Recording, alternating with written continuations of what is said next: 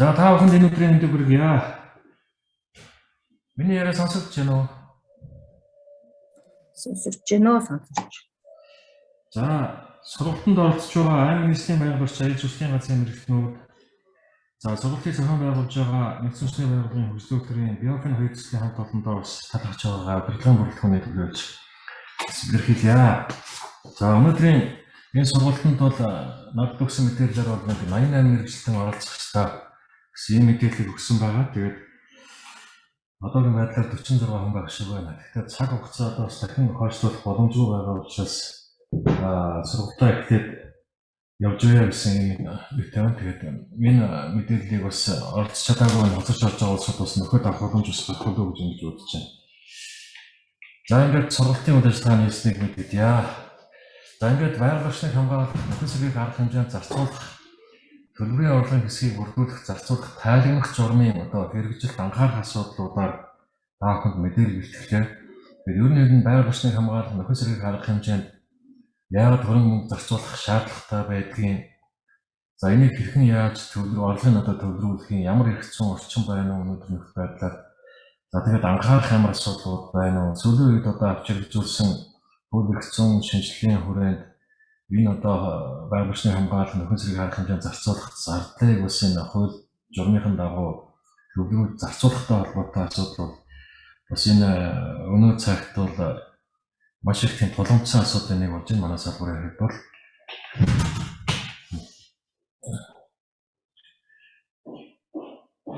за тэгэхээр сүүлийн 80 жилийн хугацаанд Монгол оронд бас байгаль цагуурын ямар өөрчлөлт болсон бэ гэдэг талаар та бүхэн тодорхой мэдээлэлтэй байгаа болов. Монгол улс нь дэлхийн уур амьсгалын өөрчлөлтөд хамгийн эмзэг өртөмтгийн улс орнуудын нэг байгаа. Ийм хуурашилт ихтэй байгаль цагуурын нөхцөлийн хувьд болсон эрсдэс уур амьсгалтай ийм газар нутгуудыг манай форум байршдаг.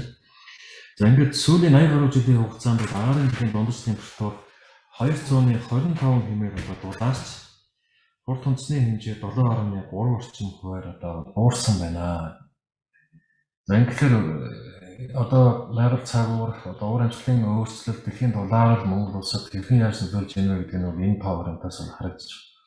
Үндсэндээ бол дэлхийн дунджаар бол дэлхийн уур амьсгалын өөрчлөлт бол улс орнуудад бол 109 градусаар дагаран температур дулаарсан ийм дундаж үзүүлэлт байгаа бол Монгол улсын хэмжээнд бол 225 градусаар сүүлийн 80 жилийн хугацаанд бол дулаарчхаад байна. Өөрөөр хэлэх юм бол энэ уур амьсгалын өөрчлөлтөд Монгол улс их эмзэг өртөмтгийн орн гэдэг нь бол үүнээс харагдаж байна. Үүнтэй холбоотойгоор бас олон сургууль дагаврууд бас Монгол улсын нийгмийн эдийн засаг байгальд бас учирсаар байна. Өөрөөр хэлбэл өвлийн удирдалд орох хурд хүнсний хэмжээ нэмэгдээд дулааны удирдлын хурд хүнсний хэмжээ бас буурч мөнх цас мөсөн голын хэмжээ 29.9% буурсныг судлаачид тогтоогоод гаргацсан байна. Тэгэхээр Монгол улсын мөнх цэвдэг мөсөн голууд хаагур байршиж байна гэдэг газрын байршлыг авч үзэх юм бол дандаа хойд ус хангаа бүс нутгуудад байж байгаа. Дандаа ойн сан бүхий газрууд маань, ойн сан бүхий газрууд маань ихэвчлэн энэ мөнх цэвдэг мөсөн гол бүхий ийм газрууд байгаа. Тэгэхээр мөнх цэвдэг мөсөн гол ингэж хайж энэ хэмжээ ингээ буурч байгаатай холбоотойгоор ойн сан бус их сөрөөр нөлөөлж байгаа ийм судалгааг бол энэ олон улсын эрдэмтэд Монгол улсын нутагт төсөвлөсөн судалгааны үр дүнгээр баталгаажуулсан мэдээллийг манай хамтраас ирүүлсэн байж байгаа. За сүүлийн жилүүдэд энэ агаар мандлын гаралтай аюултай болон гамшигт үзүүлэлтийн тоо бас ихсэж байна. 1989-аас 2000 онд бол жил дунджаар 30 орчим аюултай үзэгдэл ажиглагддаг байсан бол 2001-ээс 2020 онд бол энэ тоо 2 дахин өснө нэмэгдсэн байна. 2020 онд бол энэ цаг агаарын гаралтай аюултай үзэгдэл 90 удаа гарсан. За үүнээс бол гамшигт үзэгдэл 11 удаа болж нийгмийн засагт нийт 7.6 тэрбум төгрөгийн шууд авахад авчирсан ийм дүн мэдээ байгаа. Нөгөө талаар бас энэ устай холбоотой асуудал байна. Гадагшаа усны тооллыг бол 2021 онд зохион байгуулсан. Энэ 2021 онд бол сэргсэн гадагшаа ус бол 655 удаа 55 байна гэсэн ийм тоо мэдээ гаргасан. Мөн ширгсэн гадагшаа ус нь 469 одоо байна гэсэн ийм тоо мэдээлэл байгаа. Эндээс ингээ харах юм бол Аршаан, Булаг шаанд, Нуур тойрон, Гол мөрөн гэдэг ингээд ширгэж байгаа энэ уур амьсгалын өөрчлөлт дэлхийн дулаалтай холбоотой энэ байгаль цагуурын өөрчлөлтөд оюутуулж энэ гадаргын одоо энэ ус цэцгүүд бас ер нь бол жилийнх тусам ингээ буурах, ширгэх ийм одоо хэмжээнд багасах өөрчлөлтийн одоо нэмэгдэх ийм одоо үзэгдлүүд ихээр гарч байна. За уур амьсгалын өөрчлөлт дэлхийн дулаард Монгол улс одоо эмзэг өртөмтгий байгааг бас нэг илэрхийлэл бол энэ цөлжлтийн асуудал байж байгаа. За Монгол улсын нийт нутаг дэвсгэрийн одоо 76.9% нь бол цөлжлөлтөд одоо өртсөн байна гэсэн ийм мэдээлэл бол 2020 онд бол судалгааны дүнгээр баталгааж гарсан гэж. Та бүхэн бодоод үзээд 16.9% нь. За энэ дотор бол ингээд энэ слайдн дээр бол та нар дороод илрээгүй одоо сул цөлжилттэй, дунд зэргийн цөлжилттэй, хүчтэй, нэг хүчтэй цөлжилттэй байгааг бол энэ өнгө ялгаруулж харуулсан энэ зурнаас та бүхэн харж болно. Энэ цөлжилттэй төлөв байдлаас ингээд аваад үзэх юм бол нийтдээ 22.1% нь бол энэ дунд зэргийн одоо ийм цөлжилттэй, 31.5% нь одоо ийм сул ийм одоо зэргийн одоо энэ юунд цөлжилт төрсөн байна. За нэг хүчтэй одоо цөлжилт төрсэн газрын хэмжээ 4.7% гэж хэлж байна. Хүчтэй одоо цөлжилт төрсэн газрын хэмжээ 18.6% байна. Үндсэндээ бол ингээд нийт 76.9% нь цөлжилт өртөж байна. Одоо өөрөөр хэлэх юм бол жил ирэх тусам цөлжилтийн хэмжээ өснө нэмэгдэж байна. Тэгээ энэ юу харуулж байна вэ гэхээр Монгол улс маань өөрөө энэ нүүдлийн одоо соёлтой, аж ахуйтай, мал аж ахуйтай юм улс байж байгаа. Өнөөдөр Монгол улсын хэмжээнд энэ малын тоо хэмжээ бол урд байгааг хэмжээгээр одоо өснө нэмэгдээд 80 гаруй саятай болсон гэж байна. Тэгээ Монгол улсын газар нутгийн хэмжээнд аваад үзэх юм бол 25 сая орчим малтай байх одоо ийм одоо бэлчээрийн даацтай байтал 80 гаруй сая мал Монгол улсын нутаг дэвсгэрээр ингэж хэд их одоо малын тоо нэмэгдснээр энэ цөлжилт энэ газрын дороодлыг нэмэгдүүлэх бэлчээрийн одоо дааз хэтрэх ийм одоо үндсэн шалтгаан одоо бас нэг болж байна. Нөгөө талаар бол бас энэ уулуурхайн олголтын улмаас эдгэрч олон жил орхицчихсан нөхөн сэргээлт хийгдэхгүй одоо бас олон жил болсонтой холбоотойгоор энэ одоо уулуурхай дагсан эд үзэгтэй байгуулалт сул хөгжсөнтэй холбоотойгоор энэ газрын дороодлыг бэлчээрийн одоо талхагдал олон салаад зам гарах мөн түнчлэн одоо энэ цөлжилтийг одоо эрчимжүүлэх юм үндсэн шалтгааны нэг болж байна. За ингээ 2020 онд бол бид энэ улсын хэмжээнд бол эдгэрсэн газрын хооллогыг бол зохион байгуулж нөхөн сэргээлтээс эрчимжүүлэхээр бас ажилласан байгаа. Ингээ 4 сарын 4 байгууллагын хамтарсан ажлыг гараад нөхөн сэргээлт 2021 цаарах хэмжээг зохион байгуулсан. За энэ хүрээнд бол нийтдээ 30.7 мянган га талбай улсын хэмжээнд бол эдгэрэлт орцсон байна гэсэн ийм тоо гарсан. За үүнээс 28,940 га газар нь бол ерөөсөө уулуурхайтай холбоотой нөхөн сэргээх шаардлагатай ийм одоо талбай. Өөрөөр хэлбэл өнөөдөр олборлт явж байгаа. За үүн дотроо бас нөхөн сэргээх шаардлагатай эзэнгүй олон жил орхичихсан энэ 8,000 га талбай байна гэсэн ийм судалгааны дүн гарсан байна. Тэгэхээр энэ тоо мэдээ 30.7 мянган га, за үүн дотроо 28,900 га нь болохоор ингээд энэ уулуурхайтай холбоотой.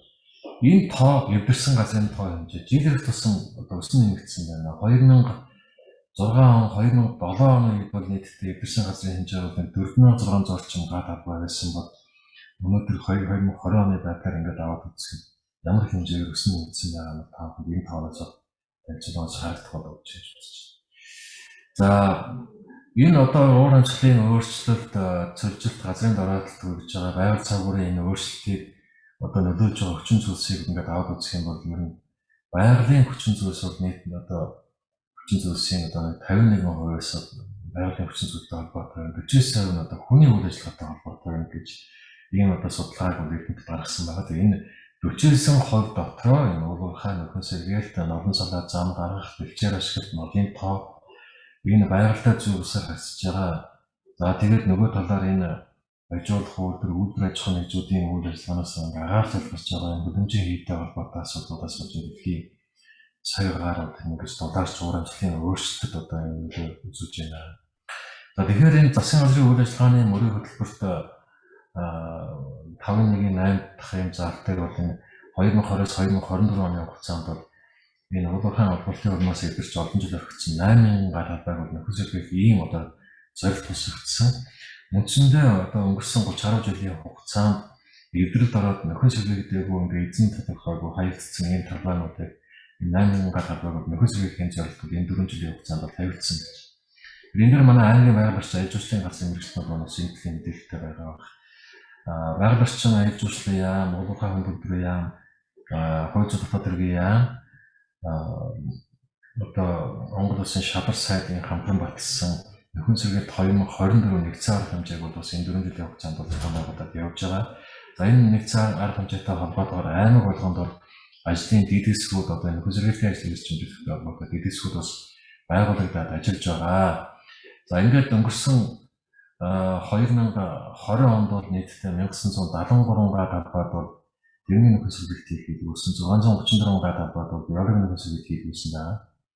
За мөн 2021 онд бол энэ нөхөн сэргийлтийн хэмжээг бас эрчимжүүлж нэмэгдүүлэхээр энэ ажлын дэдэсгүүд бас ажиллаж гисэнтэй холбоотойгоор энэ нөхөн сэргийлтийн арга хэмжээг бол 2000 га давуулж 2123 га талбайд бол дэрний нөхөн сэргийлтийг бол хийлгүүлж чадсан улсын хэмжээ. За ингээд 639 га талбайд одоо 679 га талбайд бол биологийн нөхөн сэргийлтийг хийлгэсэн ийм дүн мэдээ гарсан байна. Өөрөөр хэлэх юм бол 2000 га давуулж нөхөн сэргийлт хийж исэн энэ тоон үзүүлэлт бол өнгөрсөн 30 гаруй жилийн хугацаанд бол байгаагүй маа. Энэ ажлыг бол бас амжилттай зохион байгуулахад аймаг нийслэлийн байгаль орчин аж ахуйн газар холбогдох энэ хууль хэлтийн байгууллагуудын хамт ажиллагааны үр дүнд бол бид энэ үр дүнд бас хүрсэн энэ ажлаач бас цааш эрчимжүүлээд ингэж ажиллах ийм шаардлагатай байгаа гэдэг бас энэ завшааныг ашиглаад бас та бүхэнд мэдээлэл хүргэх зүйтэй байна. За байгаль орчин аж ахуйн яамнаас мөн 2021 онд бас энэ нөхөн сэргийлтийн ажлыг эрчимжүүлэх хүрээнд Эрдэнэ төвлөрөлтөд эвэрсэн газрын нөхөн сэргийлтийн хөтөлбөрийг одоо хамтран баталсан. Энэ хүрээнд бид одоо Сэлэнг аймгийн 90 сум нутагт одоо эвдрэлд орсон байгаа олон жил нөхөн сэргийлт хийгээгүй эзэн тодорхойгүй ингээ хаягдсан 2000 га талбайг бол бид хэмжил тодорхойлж газрын байршлын тодорхойлоод ашиг тухай газрын засгийн газраас мэдээллийг аваад ингээд нөхөн сэргийлэх арга хэмжээгээр энэ одоо Эрдэнэ төвлөрөлт бол хариуц суулжин хөтөлбөр батлуулсан. За энэ хүрээнд бол Эрдэнэ төвлөрүүд энэ жил 500 га талбайд бол нөхөн сэргийлт хийхээр болсон байж байгаа. Өөрөөр хэлбэл 2024 онд бол 2000 га талбайд бол нөхөн сэргийлт хийж улсад төлөвлөж өгөх ийм үйлчлэг зохион байгуулсан манай аймагаас. За мөн түүнчлэн энэ одоо 2021-2022 оны эхний нэгдүгээр багтааж бид энэ оюутлогоо компанитай бас ажилгын шугамар бас саналуудыг тавьсны хүрээнд улсын хэмжээнд эвдэгдсэн байгаа энэ одоо нөхөн сэргийлэх шаардлагатай арга хэмжээнд бас энэ оролцох энэ одоо хүсэл сонирхол та бүхний бас оролцох боломжтой байна гэдэг ийм одоо ажил хэргийн зарчмын саналуудыг тавьсны үндсэн дээр бол ажил хэргийн уулзалтууд олонтаа явагдсан. Энэ хүрээнд бол бид Сэлэнг аймгийн 90 сумын Ялбаг гэдэг газарт бас энэ 334.7 га талбайд бол нөхөн сэргийлтийг хийх талаар бол гэрээр агуулж Сэлэнг аймгийн засаг даргын хамгаалалтын газар байгаль орчин аж ахуйн яам оюутлогоо компанитай хамтраад 334.7 га талбайд тэрнгийн биологийн нөхөн сэргийлтийг хийгээд дээр нь одоо оюутлогоо компани засгийн газрын хамтарсан 100 сая модноос тодорхой хэмжээний тоо модыг бол энэ одоо ойн сан усан сан бүхий ийм одоо эвдрэлд орцсон байгаа энэ 337 га талбайд хариулах ийм арга хэмжээг авч хэрэгжүүлээд эхэлчихэд байна. Адуулжуулаад ингэрээ гаргажаад адуулжуулаад эхэлсэн байна. За Эрдэнэ төвлөрийн хувьд мөн ялгаагүй энэ 2000 га талбайд дэрний нөхөн сэргийлт хийснийхээ үндсэндээ бол энэ бас энэ Эрдэнэ төвлөр мөн ялгаагүй 100 сая модоос улсын юм номсон байгаа. Энэтэй холбоотойгоор бас энэ 2000 га талбайгаа ойжуулахын тулд ийм арга хэмжээнүүдийг авнаа. Үндсэндээ бол ингээд 2334.7 га талбайг бол Монгол Улсын хоёр одоо том компанид улуурхай компанид бол бид хариуцуулсан ийм байдалтай ажиллаж байна. За 2020-21 онд бол бид 4006 га талбайд бол тэрний нөхөн сэргийлт хийлгүүлсэн 2 жилийн үзүүлэлт байгаа. За мөн ингээд 1300 гаруй га талбайд бол биологийн нөхөн сэргийлт хийсэн. Эндээс юу харагдаж байна вэ гэхээр биологийн нөхөн сэргийлтийн ажлыг эрчимжүүлэх шаардлагатай байгааг ангийнхан маань онцгой анхаараарай.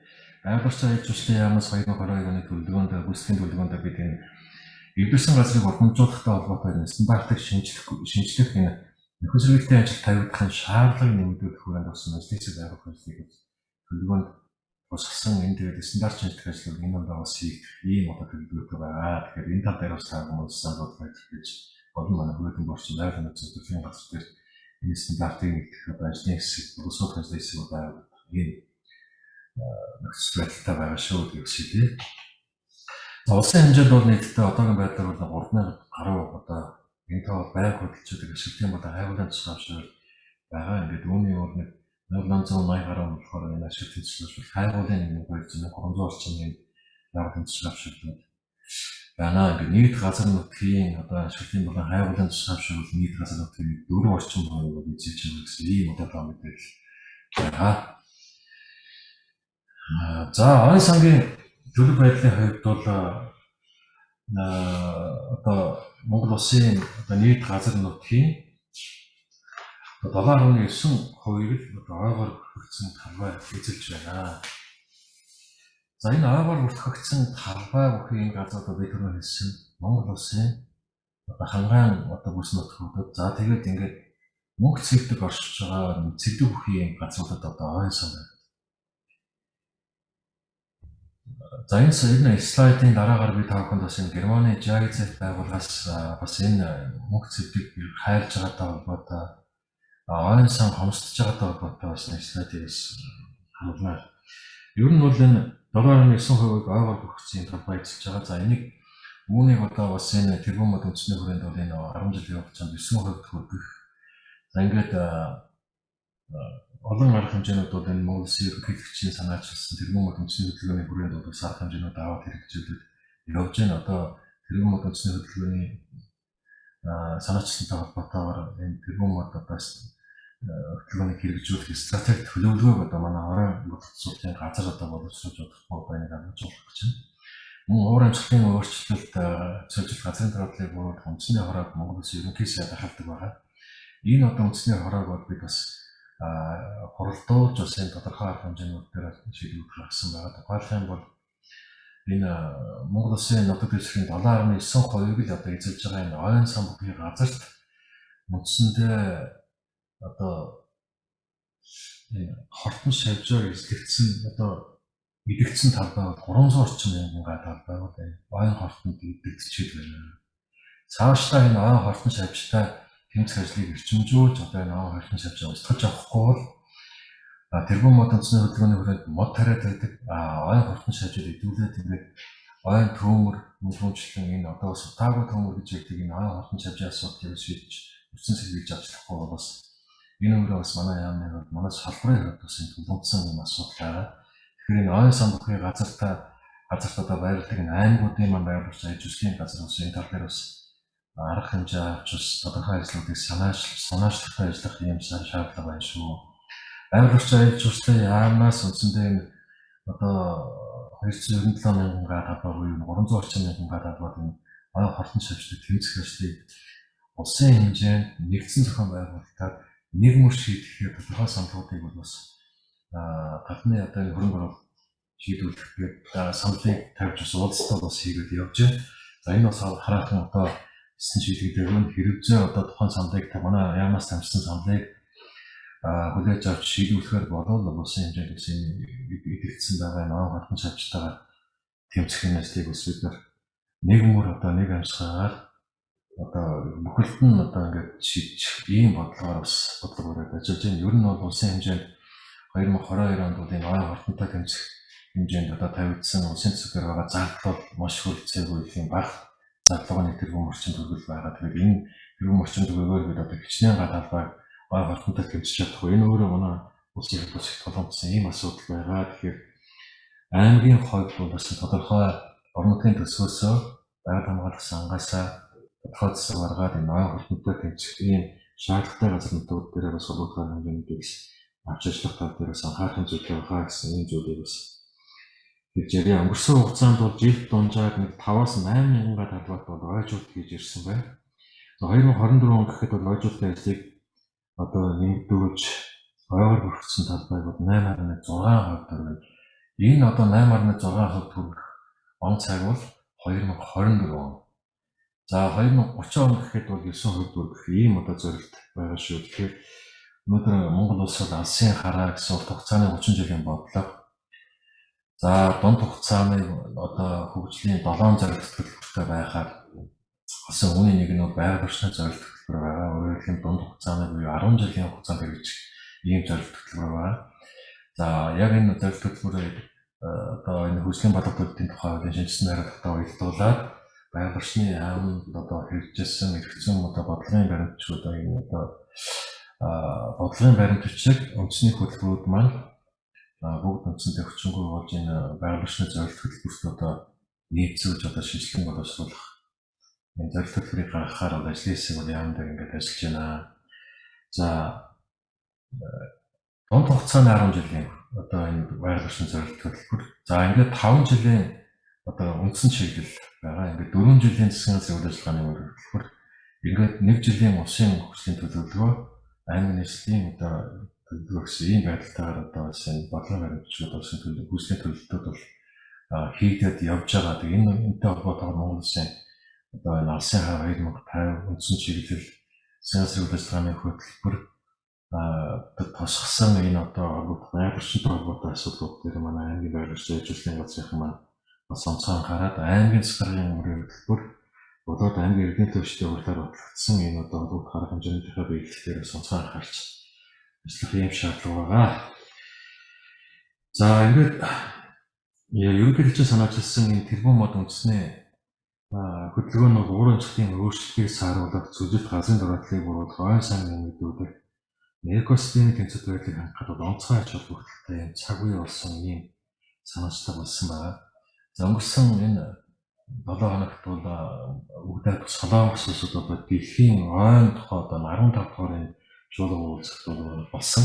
За энэ уулзалт бол байгаль орчин аяр жуулчлалын сайд төргүүд ойн болон цэцүүдийн газрын дарга одоо ерөнхийлөгчийн тамгын газрын ерөнхийлөгчийн байгаль орчин зөвлөх төргүүдийн улсууд бас оролцоод бас тодорхой саналуудыг бас тавьж одоо мэдээлэл хийж ингэж ажилласан юм дэвтэр байгаа.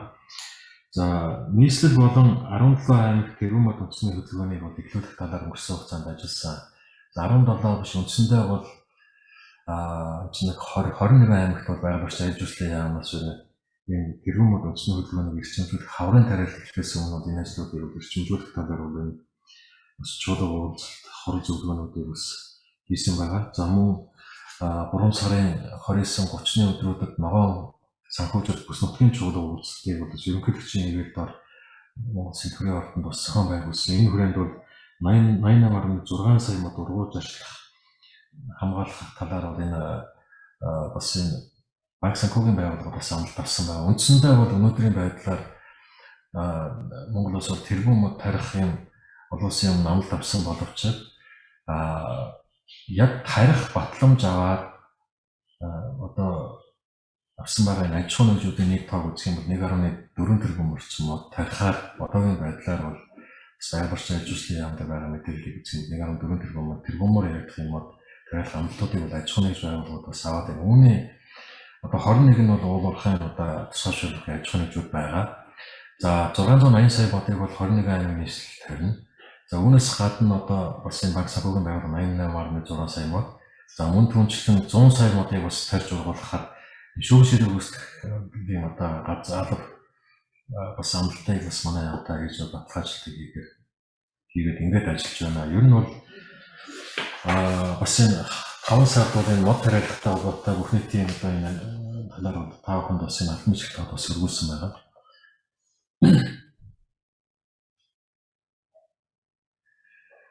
За энэ миний сая ярьсан энэ одоо 1.3 1.4 тэрбум болж байгаа энэ модны бол энэ 404.9 сая бол шигмөст мод тарина. За тариалангийн талбайн одоо хамгаалтанд бол 20 сая мод тарих. Голын татам хэсэгт бол одоо 78.8 сая модыг тарина. 223.8 сая модыг бол энэ одоо энэ заг мод буюу одоо говийн бүс нутагт одоо загийг тарьж ургуулахад төлөвлөсөн байгаа. За зам төмөр зам хамгаалалт одоо төмөр замын одоо хамгаалтын зурвалжлууд 142.7 сая мод тарих. За ингээд хамгаалтын ойн зурвалжлууд 108.5 сая мод тарих. Төв суурин газрын одоо ногоон байгууллага хэмжээний мэдүүлэх ойн зурвалж байгуулах бүрэн одоо 54.4 сая мод, жимсний аж ахуй хөгжүүлэлттэй холбоотой 130 сая мод. За ногоон байгууламж гэдгээр бас 156.2 сая модны тарихаар ингэж бас энэ дотор нь ангилж байгаа төлөвлөж байна. За үндсэндээ энэ одоо ангилсан тоонуудаас ингээ авах юм бол дороолцсон ойг нөхөн сэргийхэд бол 707.8 сая модын тарих зөвлөлт газрын дараатлыг бууруулах хүрээнд 456.1 сая модыг тарина. Ийм одоо ийм дүн мэдээг бас ерөнхийдөө энэ стратеги төлөвлөгөөнд одоо тусгаад боловсролтын юм шатндаа явж байгаа. За Монгол орны нийт усны нөөцийн хувьд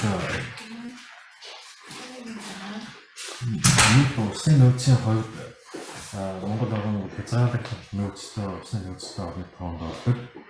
Нийтдээ 564.8 км3 ийм одоо усны нөөцтэй орн байж байгаа.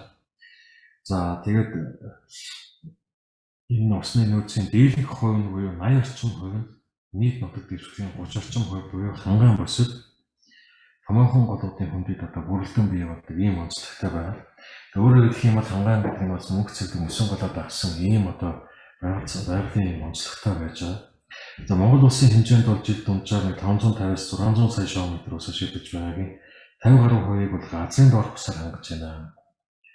Нийт ус ашиглалтын 14% нь бол унд ахуйн хэрэглээ, 53.7% нь хөдөө аж ахуй, 5.6% нь эрчим хүчний үйлдвэрлэл, 15.7% нь уул уурхай, 11.1% нь үйлдвэр аж ахуйн үйлчилгээнд одоо ашиглаж байна. 2021 оны одоо нийт ус ашиглалт бол 594.8 сая м3 жил байсан ийм одоо тоо мэдээ гарсан байгаа. За хүн амын өсөлт, хотчолт, аж үйлдвэр, хөдөө аж ахуйн хөгжлийн хурдац төлөвлөлтийг одоо харгалзаад гол ус одоо хэрэглэгчдийн хэдийн төлөвийг тойлон хооцож үзэхэд бол 2030 онд бол ус усны хэрэглээ нь 3-аас 4 дахин нэмэгдэх ийм төлөв ажиглагдаж байгаа. Ингээ ойрын болон хэдийн төлөвөө хангахад усны нөөцийн жир тус хангалт уур амьсгалын өөрчлөлт бол хүндрэл учруулах арга байна.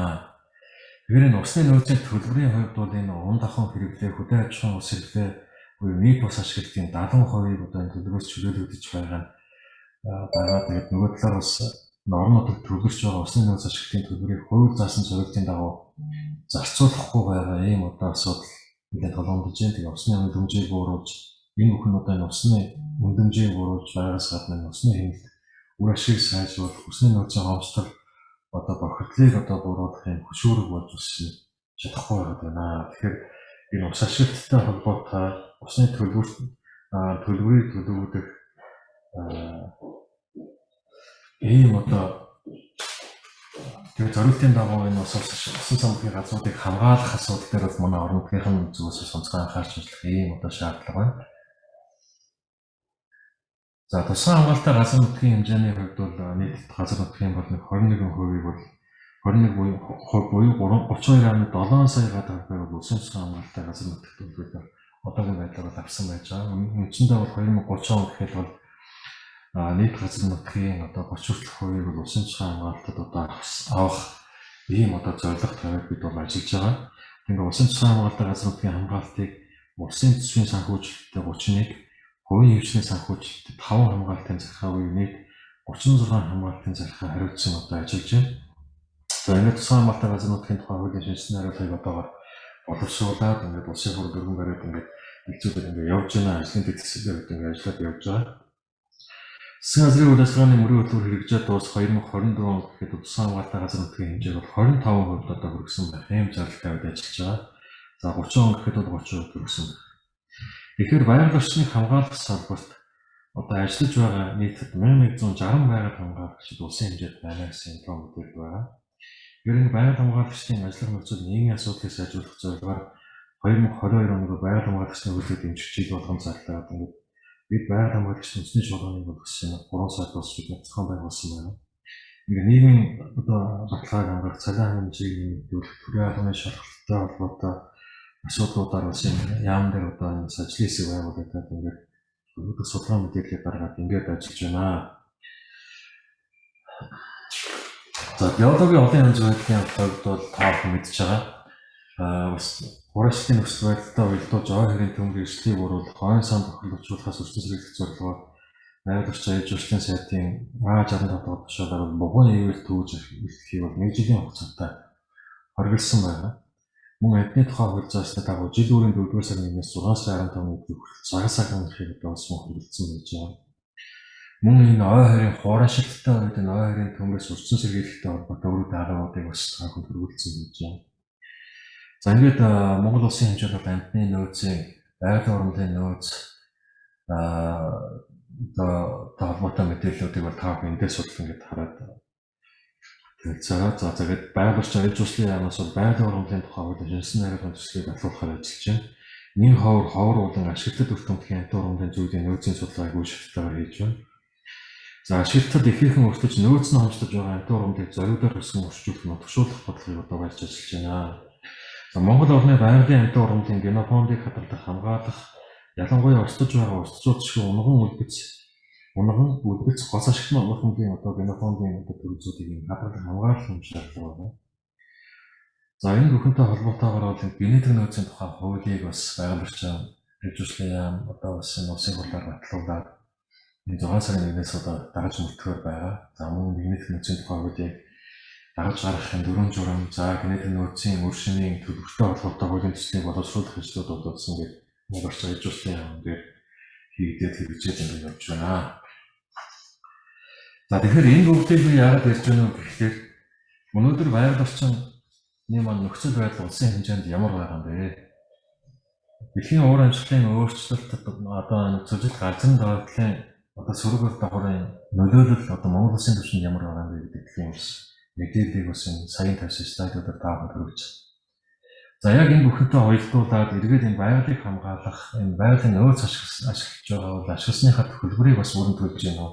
Энэ төлбөрийг бас эргээд зориултын дагуу байгаль хамгаалах хэмжээнд зарцуулж байна уу гэдэг холбоотой асуудал бас их толгомцсон асуудал болж байна. Олон жил яригдж байгаа асуудал. Сүүлийн жилүүд бол тодорхой өөрчлөлт гарч байгаа боловч дэлхийн уур амьсгалын өөрчлөлт газрын дараалал Монгол улсын хэмжээнд ямар хэрэгсэл одоо хязгаарч байна. Гэтэл эргээд байгаль орчныг хамгаалахад зарцуулж байгаа төлбөр хөрөнгө санхүүжилтийн хувьд бол үнэхээр хангалтгүй байгаа. За энэ учраас бас байгалийн нөөц ашиглалтын төлбөрийн тухай хууль бас Монгол улсад одоо энэ улсын хурлаас батлаад хэрэгжээд ингээд явж байгаа. Тэгээд үүнтэй холбогдуулаад энэ сүүлийн одоо ингээд судалгаа 6 жилийн дунд чинь нөхцөлгөлт энэ байгалийн нөөц ашиглалтын төлбөр орлогын төвлөрүүлэлт зарцуулалтын нөхцөл байдал дүн шинжилгээ хийгээд үзэхэд бол 6 жилийн дунджаас аваад үзэхэд бол энэ хуулийн хэрэгжил 35% байна. Жил бүр бол энэ улсын хэмжээнд 16-аас 20 тэрбум төгрөг энэ зориулт тусаар зарцуулагдаж байгаа ийм одоо харамсалтай дүнмэдэ гарсан. За энэ хуулиар бол газрын төлбөрийн 15 болон түүнээс дээш, усны төлбөрийн 35 болон түүнээс дээш, ангийн амьтны төлбөрийн хувьд бол энэ 50-аас дээш хувь. За байгалийн ургамлын төлбөрийн хувьд бол 15 болон түүнээс дээш, ой нөөцийн даралт баялагын төлбөр бол 85 болон түүнээс дээш хувийг одоо сэргээд энэ байгаль хамгаалах нөхөн сэргээх энэ арга хэмжээнд ингээд зарцуулах ийм одоо хуулийн зохицуулалттай ингээд 2016-21 оны гүйцэтгэлийг дүгнэхэд улсын хэмжээнд бол орон нутгийн төсөвт 2016 онд бол нийт 70.4 тэрбум төгрөг, 2017 онд бол 86.4 тэрбум төгрөг, 2018 онд бол 75.8 тэрбум, 2019 онд бол 93.9 тэрбум, 2020 онд бол 112.1 тэрбум, 2021 онд бол 149.9 тэрбум төгрөгийг байгалийн нөөц ашиглалтын төлбөрийн орлогоос одоо төлөөсөн байж орон нутагт. Өөрөөр хэлэх юм бол жил ирэх тусам байгаль орчныг хамгаалах нөхөн сэргээх байгалийн нөөц ашиглалтын төлбөрийн орлого бол жил ирэх тусам өсөн нэмэгдэж төвлөрсөн байна. Гэтэл үүнээс ингээд аваад үзэхэд байгалийн нөөц ашиглалтын төлбөрийн хуулийн 18 дугаар зүйлийн нэгдэх хэсэг заасан дагуу байгаль орчныг хамгаалах нөхөн сэргээнд арга хэмжээнд зарцуулах ёстой. Саяын одоо энэ 15-аас 85 хүртэлх энэ хоёрыг одоо зарцуулах ёстой. Энэ төлбөрийн орлогоос 2016 онд бол өөрөөр хэлэх юм бол энэ слайдаас харж байгаа та 70.4 тэрбум төгрөг төлөвлөсний 25.5 тэрбум төгрөгийг энэ одоо хуулийн арга хэмжээнүүдийн хүрээнд энэ 15-аас 85% төлөвлөх энэ одоо хууль хэмжээтэй холбогдуулж 25.5% тэрбум төгрөгийг бодсон байгаль хамгааллын нөхцөлийн арга хэмжээнд зарцуулах ёстой байсан бол ердөө 7.6 тэрбум төгрөгийг улсын хэмжээнд байгаль хамгааллын арга хэмжээнд зарцуулсан гэж. За мөн ингээд аваад үзэхээс 2017 онд 86.4 тэрбумээс 31 тэрбум байгаль хамгааллын нөхцөлийг зарцуулах болсон 13.9 тэрбум гэдэг. Ингээд өөрөөр хэлэх юм бол 2020 21 он гэдэг ингээд үзэхэд 2021 онд 46.9 тэрбум төгрөгөөс төгрөгийг одоо байгаль хамгаалах арга хэмжээнд зарцуулах ёстой байсан бол 12.2 тэрбум төгрөгийг байгаль хамгаалах нөхцөл байдлын хэмжээнд зарцуулсан. Өөрөөр хэлэх юм бол энэ хуулийн хэрэгжил хуулийн хангалтгүй ийм нөхцөлд байна. Тэгээд энэ сүүлийн одоо 6 жилийн байдлаар бол мэдээ 123.5 тэрбум төгрөгийг л одоо энэ зориулт тусаад зарцуулсан ийм одоо харамсалтай мэдээ байна. Ингээд улсын хэмжээнд ингээд авагдсан хуулийн хэрэгжилт бол нэг юм энэ сүүлийн 6 жилээр авагдсан 26-аас 44.7% дунджаар 35% гарч. Энэ хуулийн хэрэгжилтийг бид сайжруулж энэ байгалийн нөөцлөсний төлбөрийн орлогын төлөвлөж байгаа хөрөнгөөс байгаль хамгаалалт гарах хэмжээнд энэ хуулиар тогтоосон хэмжээгээр зөв зохистой зарцуулахад одоо онцгой анхаарах ийм шаардлага байна гэдгийг бас энд та бүхэндээ онцгой хэлмээр. Өөрөөр хэлэх юм бол өсөн нэмэгдээд байдаг, байгалийн нөөцөө ашиглаад байдаг. За эргээд байгаль хамгаалалт гарах хэмжээтэй зарцуулах ёстой төлбөр.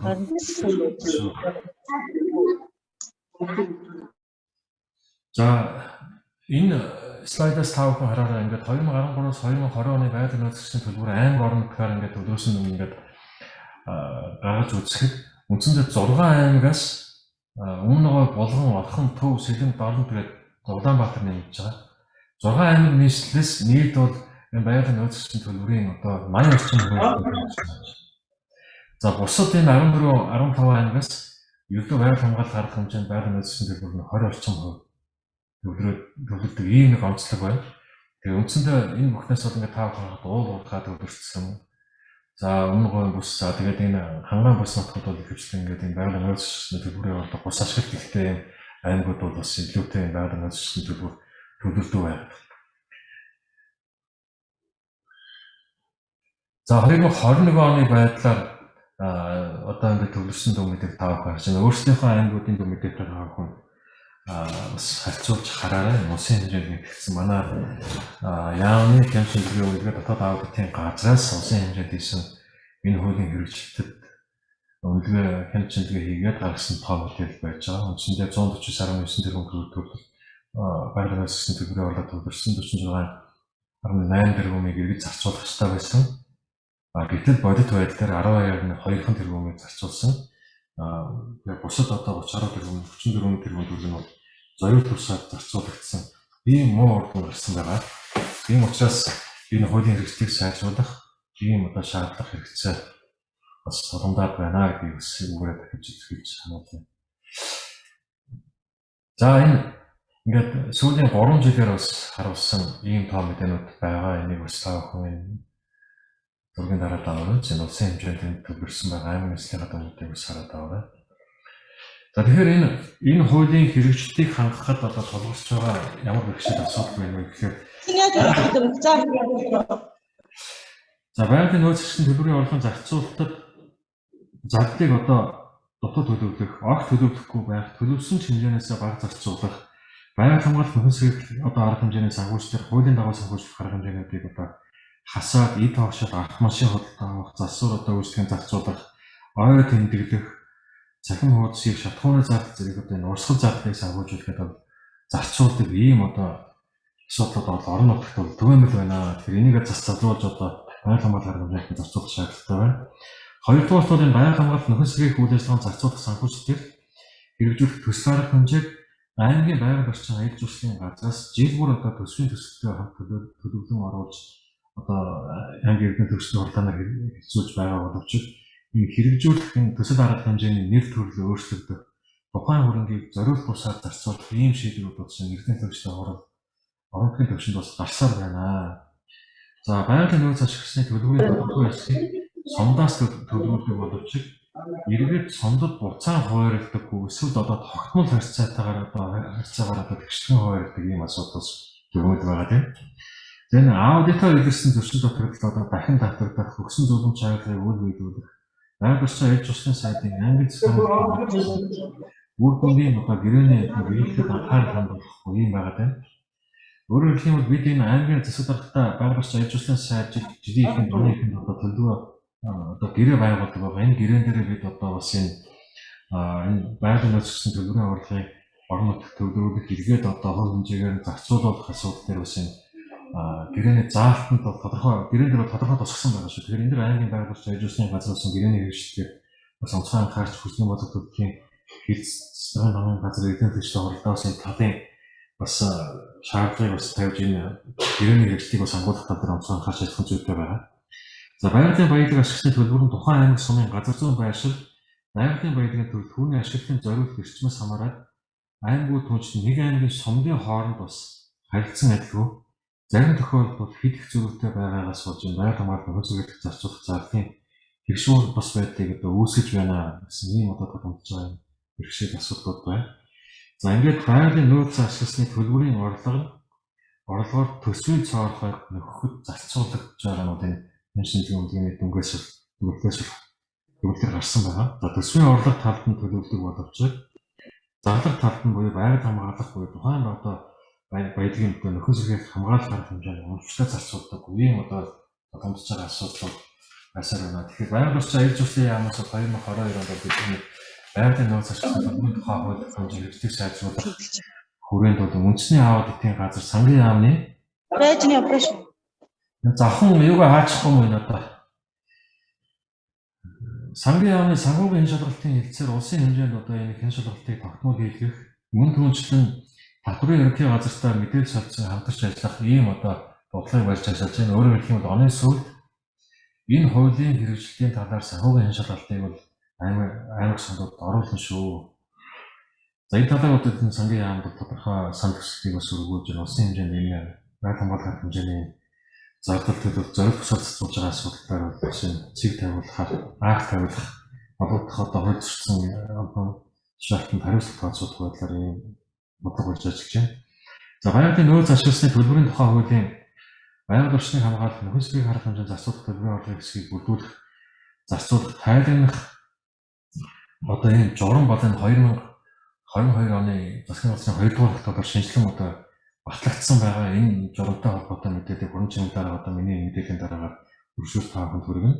Энэ журмын танилцуулга энэ хавсалт маягтыг бүглэх практик сургалтыг бол бид 21 аймгийн байгаль орчин аял жуулчлалын газар холбогдсон эрхлэлүүдэд зохион байгуулах төлөвлөсөн энэ ажил бол өнөөдрийн сургалтад тааханд хүрж байгаа юм. Мөн түүнчлэн энэ 3 дугаарт бид энэ жилийн хувьд бол зарим аймагуудын энэ байгаль орчны хамгаалалтын хүсрэг арга хэмжээнд зарцуулахын төлбөрийн орлогын хэсгийг бүрдүүлэх, зарцуулах, тайлбарлах журмын хэрэгжилтийг сайжруулах хүрээнд биофийн төслийнхаа хамт олонтой хамтлаад аймаг нийслэлийн засаг дарга эдийн засгийн хурлын дараамжт уулзалт хийх ийм бодлого барьж тодорхой аймагууд хурц ажиллана. За энэ хүрээнд бол 5 сар, 6 сар, 8, 9 саруудад бол тодорхой аймагуудын хууль гарч ирсэн байж байгаа. Тэгээд ийм арга хэмжээнүүдийг бас авч төлөвлөхөөр өөрөөр хэлэх юм бол энэ хуулийн хэрэгжлийг сайжруулах, энэ зардал энэ зорилт тусаар зарцуулж байгаа энэ зөрчлийг айлгах, энэ байгаль орчны хамгаалалтын хөлсөгийн арга хэмжээний санхүүжилтийг оновчтой зөв зохистой энэ хууль журмын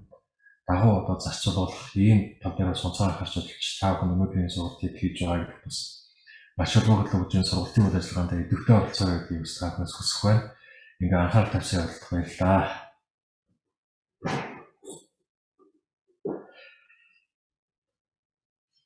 За ингээ хөтөлбөрийн дагуу бас дараагийн мэдээлэл байгаа. Ингээд цэрэн юм зөвлөх юм цааш нь хөтлөд явах тий.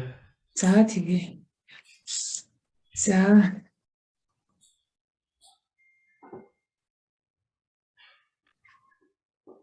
миний дэлгэцийг харж байна уу та бүхэн? Харагдаж байна. За.